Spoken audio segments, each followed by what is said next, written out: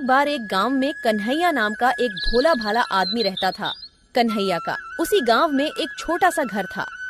घर में वो और उसकी पत्नी और एक छोटा सा बच्चा रहता था, जो उसकी पत्नी को अभी अभी कुछ दिन पहले ही हुआ था। कन्हैया के पास जमीन तो खूब सारी थी, पर वह सारी जमीन बंजर थी। उस जमीन पर कोई भी फसल नहीं हो पाती थी, जिस कारण वह अपना घर चलाने के लिए एक मुनीम जी के घर पर काम करता था।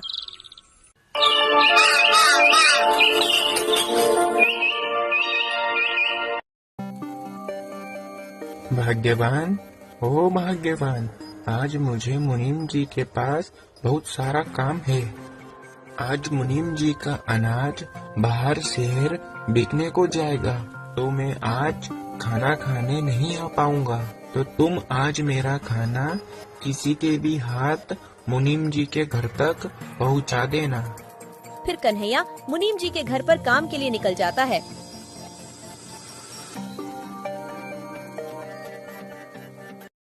आज तो कोई नजर नहीं आ रहा जिसके हाथ में यह खाना पहुंचा सकूं। लगता है आज मुझे ही खाना देने जाना होगा। कन्हैया की पत्नी कन्हैया को खाना देने के लिए मुनीम जी के घर के लिए निकल जाती है।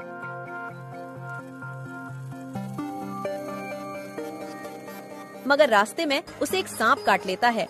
अरे, ये किसने काट लिया? मुझे कांटा तो छुआ नहीं है। कितना दर्द हो रहा है। सांप काटते ही वह जमीन पर गिर जाती है और वहाँ पर खूब सारी भीड़ इकट्ठा हो जाती है। कन्हैया लाल, अभी अभी गांव से एक खबर आ रही है कि तुम्हारी पत्नी को एक सांप ने काट लिया है। तुम्हें तुरंत ही उसके पास जाना होगा। कन्हैया चौंक जाता है और कन्हैया वहाँ से तुरंत ही निकल जाता है। मगर कन्हैया की पत्नी नहीं बच पाई।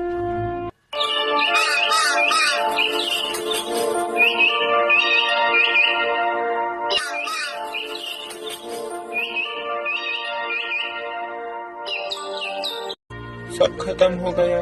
तुम मुझे और अपने इस बच्चे को अकेला ही छोड़ गई। अब इस बच्चे को मैं कैसे पालूंगा? इससे बढ़िया तो मैं भी मर जाता। अपनी पत्नी के गुजर जाने के दुख में कन्हैया खूब दुखी हो रहा था।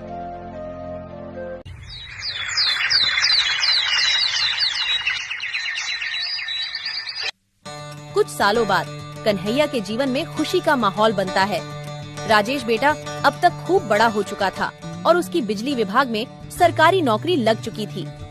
आज बेटा तुझे लड़की वाले देखने आ रहे हैं। आइए आइए, आपका स्वागत है मेरे छोटे से घर में। राजेश को लड़की वाले देखने के लिए आते हैं और राजेश का रिश्ता नंदिनी के साथ पक्का हो जाता है। फिर कन्हैया अपने बेटे की शादी बड़े ही धूमधाम से करता है। फिर शादी के कुछ दिन बाद, नंदिनी, ये लो पैसे, जरा अलमारी में रख देना। अरे बाप रे, इतने सारे पैसे! बेटा राजेश, तू इतने सारे पैसे कहाँ से लाया? तेरी तो इतनी तनख्वाह भी नहीं है। अरे पिताजी, ये तनख्वाह नहीं है। अब मैं तुम्हें कैसे समझाऊं? पिताजी, इसे अंग्रेजी भाषा में कमीशन कहते हैं। मतलब तू लोगों से घूस लेने लगा है। और क्या पिताजी? बेटा, तुझे तेरी माँ के गुजर जाने के बाद भी मैंने तुझे पढ़ाया लिखाया और इतनी बढ़िया नौकरी के काबिल बनाया, और आज तू उसी कुर्सी का फायदा उठाकर गरीब लोगों से घूस ले रहा है। तुम्हें क्या पता पिताजी, ईमानदारी के रास्ते पर चलने वाला हमेशा पीछे रह जाता है। आजकल जो ईमानदारी के रास्ते पर चलता है वो हमेशा पीछे ही रह जाता है।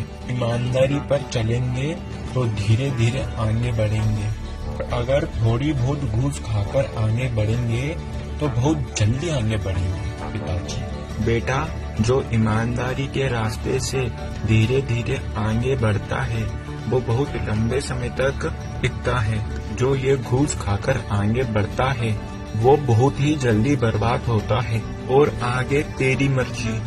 और कन्हैया इतना कहकर अपने घर से निकल जाता है। ठीक ही तो कह रहे हैं कि घूस लेना पाप है। पिताजी की बात तो मान लो। तुम भी चालू हो गई। पिताजी मुझे कम सुना के गए हैं क्या? घूस लेना पाप है। अब मुझे मेरा खाना दे दो, ऑफिस के लिए लेट हो रहा हूँ। इसी तरह कन्हैया का बेटा राजेश लोगों से घूस लेने लगा था।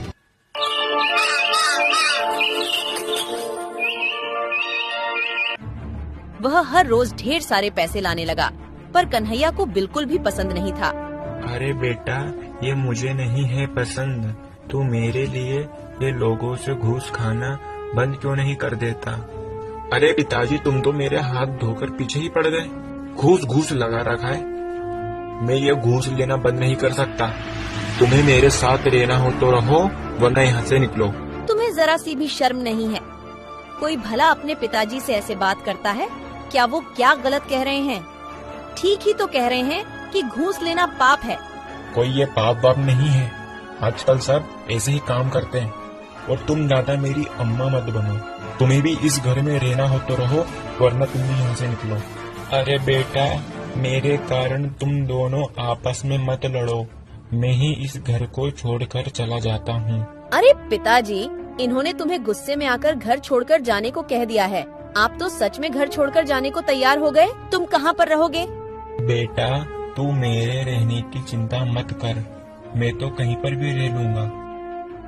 इतना कहकर कन्हैया घर छोड़कर चला जाता है। अरे तुम कैसे बेटे हो जो अपने पिता को घर छोड़कर जाने के लिए एक बार भी नहीं रोका? कन्हैया अपना घर छोड़कर मुनीम जी के घर पर जाता है। क्या हुआ कन्हैया, आज तो तुम समय से पहले काम पर आ गए। और कन्हैया मुनीम जी को अपने बेटे की सारी बात बता देता है। अरे बाप रे, तुम्हारे बेटे ने तुम्हें घर से निकाल दिया। ये तो उसने बहुत गलत किया। कन्हैया, तुम चिंता मत करो। आज से तुम मेरे साथ मेरी ये हवेली में रहोगे। नहीं मुनीम जी, मैं तो मेरे खेत में ही रह लूंगा। कन्हैया, तुम वहाँ पर कैसे रह पाओगे? मुनीम जी, मैं वहाँ आराम से रह लूंगा। तुम्हारा मुंह उतरा उतरा क्यों लग रहा है? आज ऑफिस में कुछ हुआ क्या? हाँ, आज मैं लोगों से घूस लेता पकड़ा गया और अब मुझे अपनी नौकरी से भी निकाल दिया गया है। और मैंने जितना भी घूस का पैसा खाया है वो मुझे सरकार को वापस लौटाना होगा। मुझे बिल्कुल भी समझ नहीं आ रहा है अब मैं क्या करूँगा। कन्हैया अपने खेतों के बीच में एक झोपड़ी तैयार करता है और उसी झोपड़ी में रहने लग जाता है।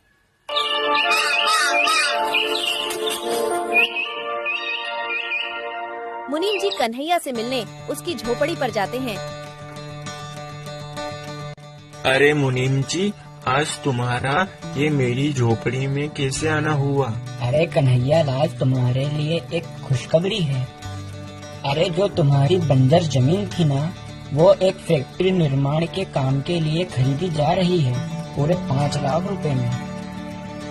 क्या 5 लाख रुपए? मुनीम जी, मुझे तो आपकी बात पर विश्वास नहीं हो रहा। अरे मेरी बात पर भरोसा करो, मैं सच कह रहा हूँ। ऊपर वाले ने मेरी सुन ली।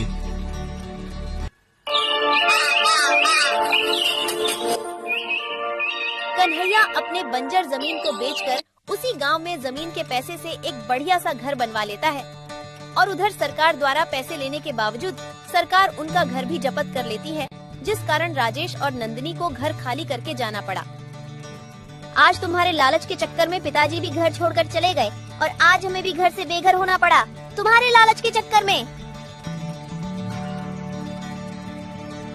आओ राजेश बेटा, अब तो तुम्हारा पिता लखपति बन गया है। तुम यह खबर सुनकर आए हो, मैं जानता हूँ। तुम तुम्हारे पिता के पास केवल पैसों की लालच में ही आए हो। तुमने आज तक तुम्हारी माँ को देखा? ये कन्हैया ने तुम्हें तुम्हारी माँ के जाने के बाद खूब पढ़ा लिखा कर बड़ा करा और तुमने उसे ही घर से निकाल दिया और तुमने उसी पिता को घर से निकाल दिया। तुम्हें ये सब करते बिल्कुल भी शर्म नहीं आई? अरे मुनीम जी, अब छोड़िए, वो अभी बच्चा है, उससे एक छोटी सी गलती हो गई। पिताजी, मुझे माफ कर दो, मुझसे गलती हो गई और आपकी बात नहीं मानने के कारण आज मेरे हाथ से नौकरी भी चली गई। कोई बात नहीं बेटा, तुझे कहा था ना मैंने कि ईमानदारी के रास्ते पर चलेगा तो खूब आगे जाएगा। अब देख लिया ना बेईमानी के रास्ते का परिणाम।